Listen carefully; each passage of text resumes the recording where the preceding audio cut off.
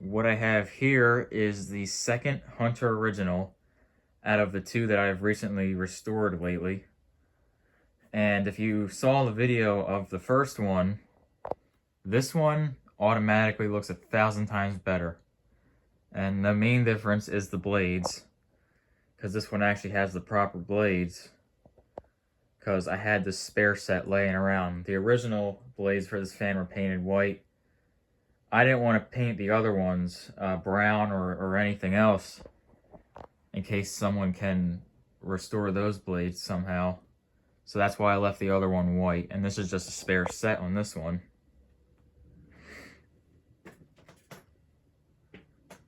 The paint job on this one came out a lot better. It still has some imperfections. It's not perfect, but it came out a lot better than the first one.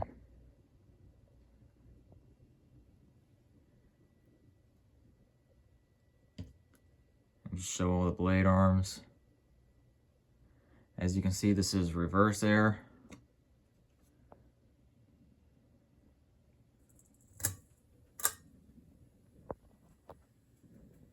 And this one, unlike the first one, I was able to save the tag.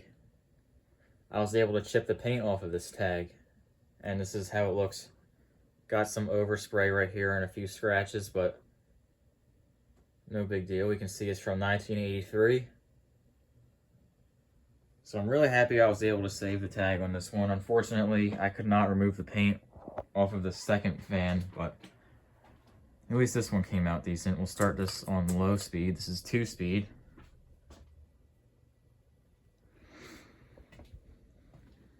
This is the canopy for it, which looks a lot better than the first one.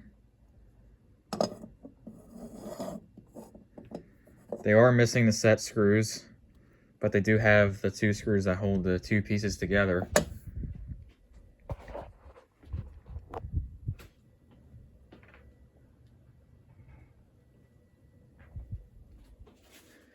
So the story behind these fans is back in December of 2023, so it's 6 months before I'm filming this video. They were listed on Facebook Marketplace for free. They were out on the curb. The guy said he's not replying to messages or anything like that. He posted his address in the listing that these fans were listed on. And it was about an hour and 15-minute drive one way. And I got very lucky that these were still there. So I managed to get these before a friggin' scrapper managed to get them, but so these were originally brown from the factory, and then the guy was actually out there when I showed up. He told me he painted them white a long time ago because he got his ceilings painted and wanted the fans to match the ceiling. So the paint job was pretty bad. The paint was chipping, and it looks like there was like mold on the paint. It was really weird. But it was terrible. So I ended up just redoing the whole thing on both of the fans. And this is how this one looks. This was actually the first time I've ever had to repaint fans like that. And because it was my first time, that's why the first fan didn't come out that well. But this one was the second one, which came out 1,000 times better. I'm really happy by the way this one came out. I do have some pictures I'm going to put at the end of this video of the restoration process. And this thing flies on high speed. This thing is moving a lot of air, as expected.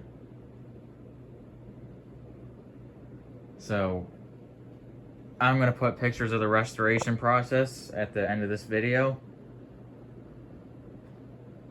And also, one of those pictures is going to show what was left of the original mounting bits that these fans came with.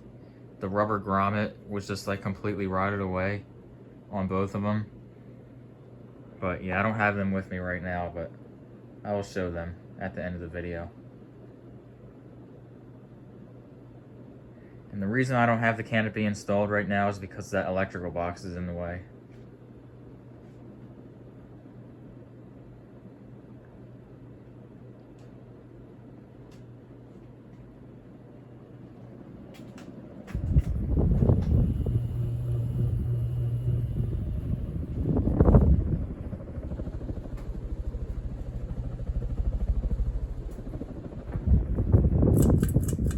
fan down now.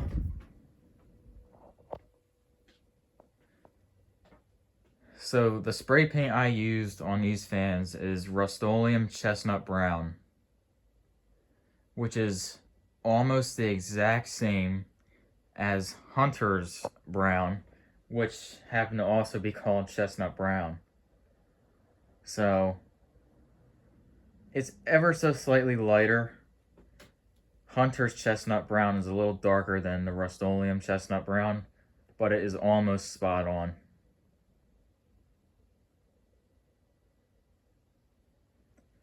But yeah, that is all I have for this 1983 Hunter Original.